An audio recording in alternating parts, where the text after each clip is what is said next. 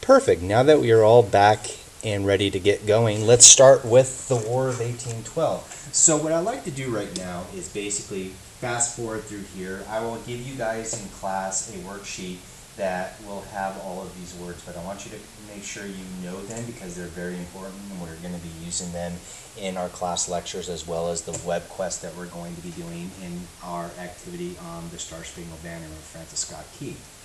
So the first 6 words are tribute, mutual rights, impressment, which is what you should already know because we've talked about that quite a bit with Jefferson's presidency, embargo, warhawks, and nationalism.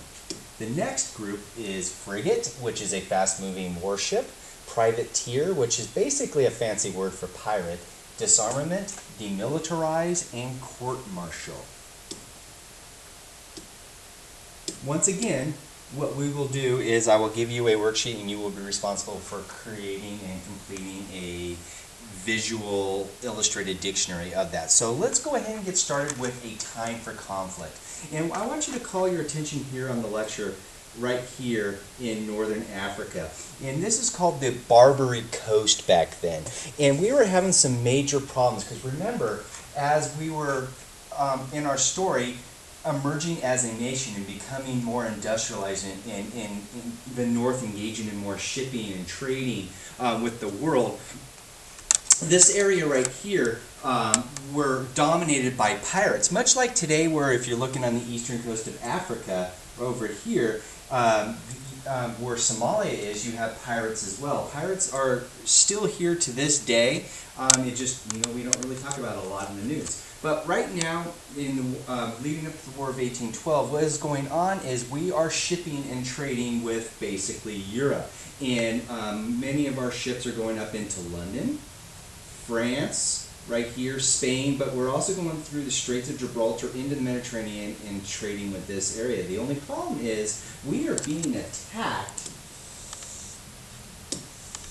by these Barbary pirates. And they're attacking us and basically kidnapping our sailors. And this is where our policy of we do not negotiate with terrorists come from, okay? Where, remember, Britain and France, early on, because France wanted us to get involved with their war, England wanted us to get involved with their war, and basically George Washington, and also John Adams in his quasi-war, decided that, you know what, we're going to stay out of this thing. So they began to, remember, kidnap our sailors called impressment. Well, the Barbary pirates are also doing the same thing, and they are impressing our sailors like the British were doing, but then they were demanding a tribute. They were demanding ransom money. Well, Jefferson, who kind of really wants to stay out of everything, is forced to have to react. And if you've ever heard of the song from the Marines, from the halls of Tripoli to the halls of Montezuma to the shores of Tripoli, Tripoli is referring to North Africa right here, okay? And he is forced to send a group of Marines down and basically clean house and liberate our kidnapped sailors, which is a major victory. However, this is beginning to set up America as, well, you know what, maybe they're not as strong as they think they are. Maybe they're a little bit vulnerable. Maybe we can bully them around. In America, because we're so new and young, we need to stand up to ourselves because we're being bullied. And this is going to be one of the big causes, this bullying from especially England right here, that is going to lead to the War of 1812. So we'll fast forward through these questions. So what happens is this. Jefferson doesn't really want to do anything. He doesn't want to react. So what happens is he and Congress decide that they're going to pass an embargo act. Now, this embargo act is a brilliant idea, especially for Southerners, because they figure, hey, we don't really trade any goods with Europe, so we're going to create an embargo. And an embargo is that you basically refuse to buy from a specific country. So our thought is we're going to punish England for impressment. That means we're going to set up an embargo, meaning we're not going to buy their goods. The only problem is we needed Britain far more than they needed us because they were our #1 trading partner. Britain, remember, they were powerful throughout the world. And they were in India, other parts of Asia, Africa, South America. They didn't need us. So when we embargoed against them and stopped trade, it didn't really hurt their economy at all. They just kept on ticking. The only problem is it devastated our economy. So this is a major problem for Jefferson, because in failing to really react to impressment and stand up to Great Britain, he couldn't, because remember, one of his policies to create a better economy was to just basically gut the military. So we really had no navy. We really had a very small military. And in creating this embargo, which we thought would hurt them in their pocketbook, it backfired on us, and it actually really killed our economy, but did very little to the Great Britain. So, we're having problems with England. Our economy is decimated. And England decides, hey, let's settle the score here for the American Revolution. Because remember the Ohio River Valley, and we have hundreds and hundreds of settlers going into the Ohio River Valley. Well, there are Native American Indians that are living there. And if you remember from the Battle at Fallen Timbers, when Chief Little Turtle of the Miami tribe had to surrender, well, this guy right here, okay, this guy is named Tecumseh. And Tecumseh was there when Chief Little Turtle had to surrender. And he did not think it was fair. So his dream was to create an Indian alliance, a confederation, a band of Indians, so that they could rise up and rebel against the Americans and create their own country. Well, Jefferson leaves the presidency after 8 years, and his choice, his confidant, is almost like the son he never had, James Madison, becomes president of the United States. Well, Madison is going to inherit a ton of problems. And one of the big problems is this dude right here, Tecumseh. Because Tecumseh is causing problems for the Americans in the Ohio River Valley. Because remember, the Indians were promised land. Well, now that that land is something the Americans want, we're breaking the treaty. So what happens is Madison is going to send this guy out named Harrison, General Harrison. And he is going to have to really deal with the Native American Indians. And so what he does is he goes around and creates one alliance with one Native American Indian tribe, and then another alliance with another Native American Indian tribe, pitting them together so he can kind of just sit back, watch them beat each other up, and then take their land. Well, Tecumseh has a brother, and his brother is considered a prophet, okay? And so he and his brother try to unite this Indian nation, and they have help, okay? Their help is basically the British. The British who are up in Canada are going to help them, and they are going to provide them guns, training, etc., to help them beat the Americans and weaken the Americans so that the British can come in and even their score for the American Revolution. So, Tecumseh, basically, his dream, like I said, is to unite the Indian tribes and wipe out the Americans and save the Ohio River Valley and basically create his own country. So he leaves his brother, the prophet, in charge, and he says, hey, you know what? They're outside of what is now modern-day Chicago. Hey, I'm going to leave. I need to go down and make friends with some other Indians, try to get them onto our side. I do not want you to engage in any conflict. Harrison is out there, and he wants to draw you in and get you to fight. But I don't want you to take the bait. Wait till I get back. The only problem is the prophet, Tecumseh's brother, was very weak in mind and gave in to peer pressure, because as soon as Tecumseh left, his other chiefs of the different tribes pressured the prophet to engage and actually go on the offensive and attack General Harrison.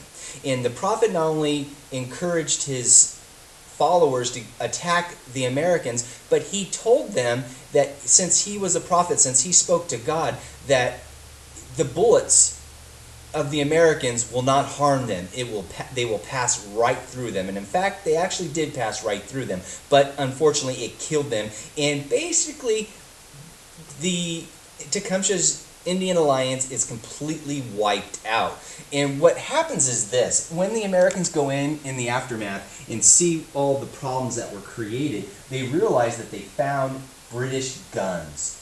And that was clear evidence that the British were violating their treaty from the American Revolution, the Treaty of Paris, helping the Native American Indians. Tecumseh will make it out alive. He will later go on and die within a year or two later up at the Battle of the Thames in Canada. Now, because of impressment, because of the because of the war that's going on with Tecumseh, there are a group of Southerners. Now, these group of Southerners are looking to increase America's land, okay? And what their idea is they wanted to make a one United States from basically Canada all the way to the Pacific Ocean, all the way down to Mexico. And their view and their dream was this one American united continent in which they could farm and expand slavery. The main guy, the main war hawk, is this guy here, John C. Calhoun, Mr. Neckbeard, okay? And the Speaker of the House, Henry Clay. These two guys are Southerners, all right, and they are war hawks. And what that basically means is they wanted war with Great Britain, okay? So, what happens is they're angry over impressment and they're angry over Native American Indians. And to be honest with you, they have every right to be angry because it wasn't like their fears and their anger was dreamt up. It was reality. And they also wanted to increase their land into Canada. Now, this is going to create a huge divide between the northern states, who were very much against the provocation of war because it hurt their economy, and they saw this as just a major land grab to expand slavery. Okay, so when on the test, when I talk to you about war hawks, I want you to know about John C. Calhoun and Henry Clay. And John C. Calhoun is very, very important. He's going to play, and Henry Clay, both of these guys are going to play a big role as we get further on in the American story leading up to the American Revolution. So when we think of Warhawk, think of Sam Eagle, the Muppet, and John C. Calhoun. If you look at them, they're very close. They look exactly the same, okay? It's like a brother from another mother.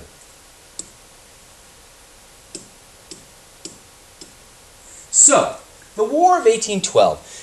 Let's just say, you know, wars nowadays are not very popular for some people and they protest. Well, this war, the War of 1812, doesn't actually really get its name, the War of 1812, until much, much later. In the beginning, it was actually called Mr. Madison's War, the President's War, because even though James Madison is a really good guy and really he was considered a war hawk, he was really kind of forced and bullied into the war. Well, in the beginning, the war goes really bad for America, okay? And they're losing one battle after the other. But enter Oliver Hazard Perry. Gotta have one of the coolest middle names, Hazard, okay? Now, what he does is he's commissioned to basically control the Great Lakes up in the border of Canada and the United States. And what's going on here is Harrison and a bunch of other American Army soldiers are camped out in Detroit, Michigan. And their goal is they want to push up and invade Canada. But they can't because the Great Lakes are controlled by the British fleet. Well, Oliver Hazard Perry are going to build these fast-moving ships called frigates, in which they can tack and move and maneuver a lot quicker than the heavier, bigger destroyer type of class ships of the British, okay? And what happens is Oliver Hazard Perry, in an epic battle, will win a naval victory decimating the British Navy on the Great Lakes. And he will send a message to the president. And the message is simply stated, "We have met the enemy and they are ours," okay? This will now lead the Americans to make their land invasion into Canada. Now, Americans thought this was going to be a very easy thing because the Canadians are Americans, right? They just have poutine in hockey, but they're Americans. So they thought, we want to go into Canada and they're going to greet us. They're our cousins. But the only problem is they didn't want to be Americans. They did not want this. And America's one and only invasion into Canada was an epic fail. It went into hand-to-hand combat, guerrilla warfare, street to street, and in the end we wound up having to retreat out of Canada. But before we did that, we burnt down their Parliament building. Okay, well, that goes bad. That's kind of a disgrace. Now enter the USS Constitution, or what we call Old Ironsides. Okay, Old Ironsides gets its name because in an epic battle against the HMS Geary off the coast of North Carolina on August 19th, they will engage in a battle. It will last hours, and they will shoot at each other. And how the USS Constitution got its nickname Ironsides is that a cannonball, repeated firing of cannonballs, would hit the broadside of the ship, and instead of making a hole in the ship, it would actually literally bounce off. That's how it got its nickname. Well, this is a huge thing because the HMS Geary was one of the biggest, fiercest fighting vessels in the British Navy, and America was able to defeat them. So this was the added boost of morale that the Americans needed for this. Now, somebody who we're going to hear about quite a bit more is good old Andrew Jackson. Now, Andrew Jackson is waiting around and he desperately wants to get in on the game. Okay, the only problem is, if you remember Aaron Burr, the guy who shot Alexander Hamilton, well, on his epic fleeing out of the country and eventually disappearing in Mexico, he has a stopover at Andrew Jackson's house. Well, the American president and the American government really don't trust Andrew Jackson. They think, you know what, maybe he's too far aligned with this traitor, this Benedict Arnold, this Aaron Burr, okay? So they kind of keep him out of the war and keep him down into the South. So they finally give in and tell Andrew Jackson that, you know what, we're having problems with these Creek Indians down in what is now modern-day Alabama, Mississippi, on this little river called Horseshoe Bend. So Andrew Jackson, a group of Native American Indians that were aligned with him, actually snuck up and slaughtered these Creek Indians, these Native American Creek Indians. And the true irony is, many of the Indians that actually helped him in this victory over the Creek will later be killed and forced to leave in the Trail of Tears. And one Native American Indian chief said, if we knew what Andrew Jackson would do to us in the future, we would have killed him then when we had a chance. So, England desperately wants out of this war. America desperately wants out of this war. It's one of these wars that nobody really liked. Okay, so the British decide we need a 1-2 punch. The two biggest cities at this time that they are close to is Washington, D.C., the nation's capital, and Baltimore, which is basically just a couple days march north of Washington, D.C. So what happens is, in the summer months, it's in August, the British decide, we are going to make landfall. We are going to march up the Potomac and we are going to capture Washington, D.C. And that's exactly what they do. Now, at this period of time, James Madison and Dolly Madison, his wife, are epic partiers, okay? They would throw the best parties, the best dinner parties, and that day was no exception. It's a hot, muggy day. The weather is turning kind of foul, and they are sitting down having coffee, pre-dinner coffee, and talking with their guests, and they hear cannon fire erupting in the distance. And James Madison tells Dolly that you need to get your stuff and leave. I will meet you. I'm going to go out with my men, and I'm going to go see what is going on.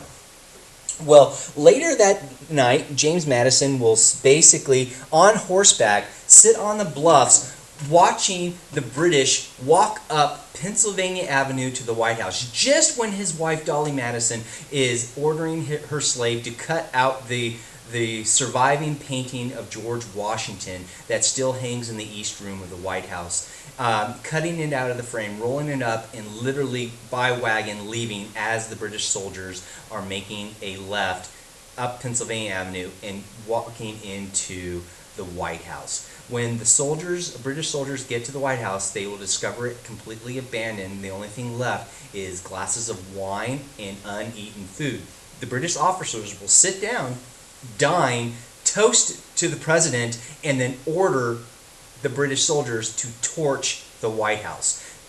They will also torch the Capitol building, which was said to be one of the most beautifully exquisitely designed buildings inside and out for its time period in North America.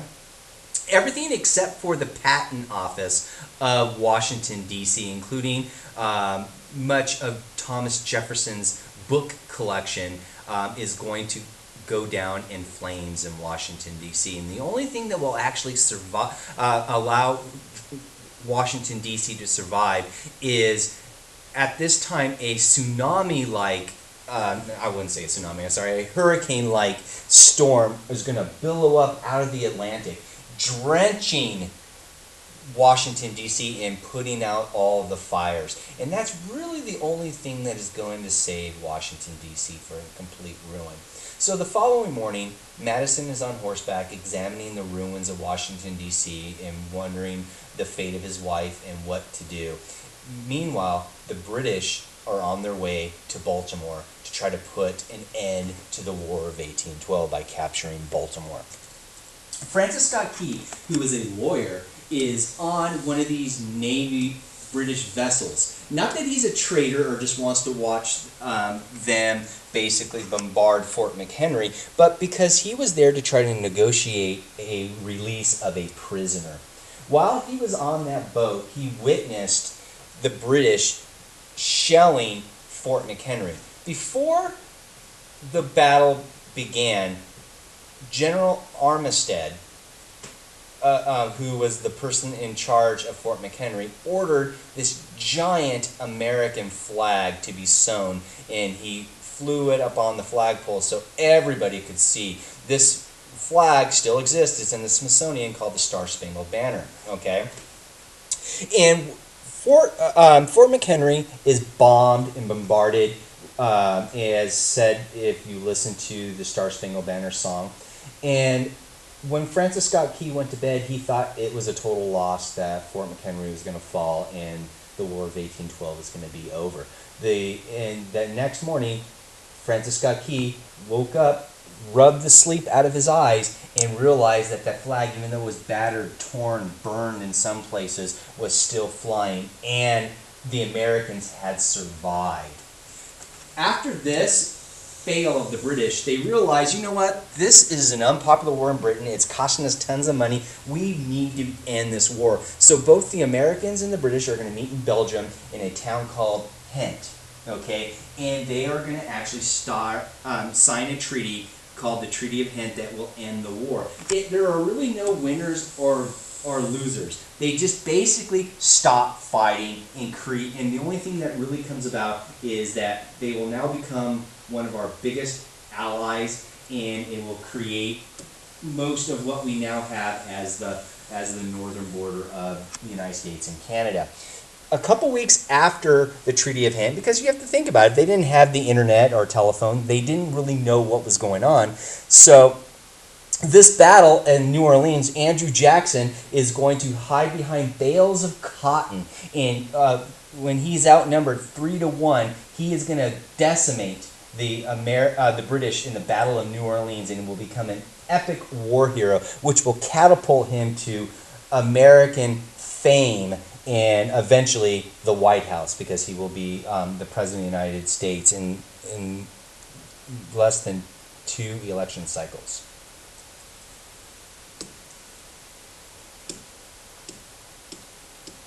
So, with that said, what does America look like after the War of 1812? Well, Madison leaves the presidency, and the next guy, and the last person to really wear a wig as president, is James Monroe. Now, James Monroe is going to be president during a really good time in American history. And it was a time of peace, a time of pride, and really this time of general unity, even between the North and the South. And this is called the era of good feelings because people just feel really good about America. And what the War of 1812 did was it earned respect for us to the rest of the world, but it also cemented this idea that America really is chosen by God to be this shining city upon the hill, a beacon of light to the world to see of democracy, and that we indeed are destined to move from the eastern coast all the way across the continent to the Pacific Ocean. Also at that time, the Canadian border here is completely disarmed, and the United States border with Canada is set at the 49th parallel, which is pretty much where it's at now. And then the last thing, which is going to almost end up in another war eventually, is the Oregon Territory is going to be divided. Okay, now you realize that this Oregon Territory originally was going to be divided between the United States, Great Britain, Spain, and Russia. The only problem is Russia leaves. Spain is having their major problems with their independence of Mexico and losing their colonial power in South America. So really it's just Britain and the United States that are going to agree to share Oregon. The only problem is Americans are going to go there and basically outnumber British and, about 5-1, and eventually when James K. Polk becomes president, it will become part of the United States as well. Now, Spain.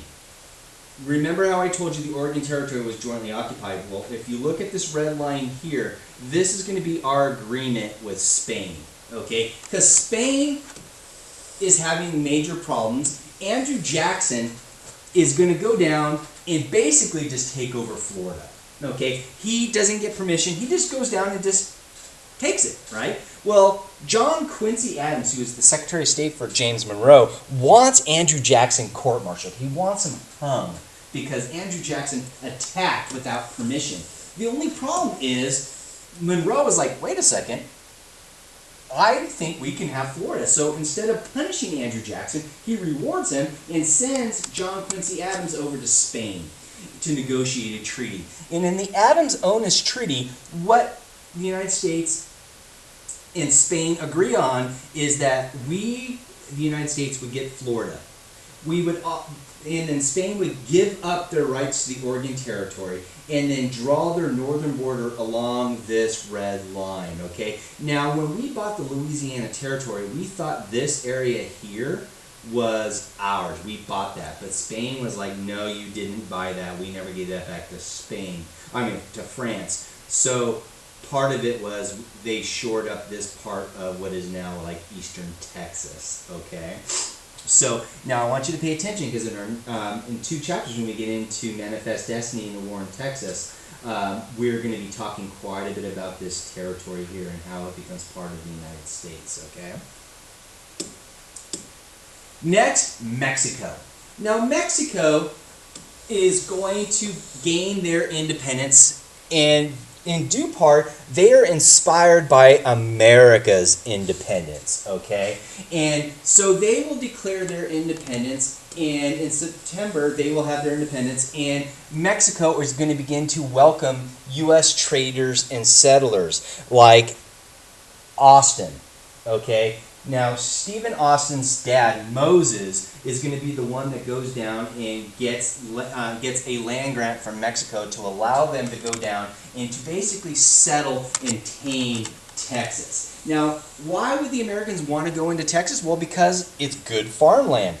Why do the Mexicans want them to go there? Well, because Americans are really good at killing Native American Indians. And they basically said, hey, come on in, farm, kill the Indians, because this area here, really anything north of Mexico City, even though this is part of Mexico, Mexico really has no control over it. So they are relying on many Americans to go over and to basically settle and create peace in here so they don't have to deal with it. And that's the exact same reason John Sutter in Sacramento, he will get the similar land grant that Austin will get guaranteed to bring settlers into Texas, as Sutter was to bringing settlers into California.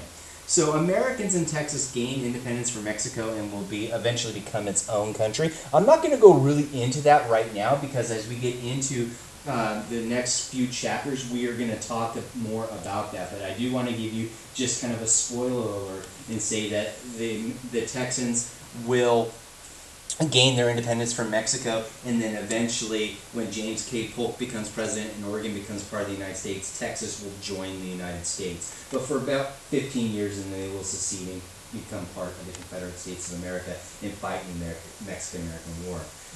Eventually, this problem between Mexico and Texas and the Americans are going to lead to the Mexican-American War. Again, something we're going to get into. And in the Treaty of Guadalupe Hidalgo, Mexico is basically going to lose half of its possession, basically land all north of the Rio Grande. Now, Latin America. This is something that America really wants a piece of, because they look at Latin America as countries that are going to gain their independence from Europe like what we did, and they are going to be young democracies that can be molded into what we want, which means trading partners. Okay, so what happens is, because their ideals are similar to the American Revolution, and because we see them as big, giant dollar signs, we want them to be new countries. And so when they declare their independence, we are going to be their safety net. And we're going to basically, Monroe, who actually really doesn't write the Monroe Doctrine, it's John Quincy Adams, but it's not called the Adams Doctrine, it's called the Monroe Doctrine, which is going to be the most significant thing that is going to come out of James Monroe's presidency. And the Monroe Doctrine is still in play today, which basically says that, you know what, this area here of South America, Central South America, they are in our backyard. The Western Hemisphere is America's hemisphere, and the countries of Europe better leave these new young republics alone, or you're going to have to deal with us. The only problem is Americans don't really have the ability to fight. Well, remember our old adversary, the Great Britain, they are going to basically come in and be our muscle. So James Monroe is going to issue the Monroe Doctrine, and it says by James Monroe, but it actually really is by John Quincy Adams. And basically what this Monroe Doctrine is it tells Europe that there is literally a fence around the Western Hemisphere, and this belongs to us, they're under our protection. You leave them alone or else. The only problem is we're really not strong enough to back up our threats. So we look to an unlikely ally, Great Britain, who basically says, you know what? We have the most powerful navy and army in the world, and we're going to help you. But the problem is, if you want our help, you have to let us in the gate to be trading partners as well. This will create the great American and British alliance that still endures today.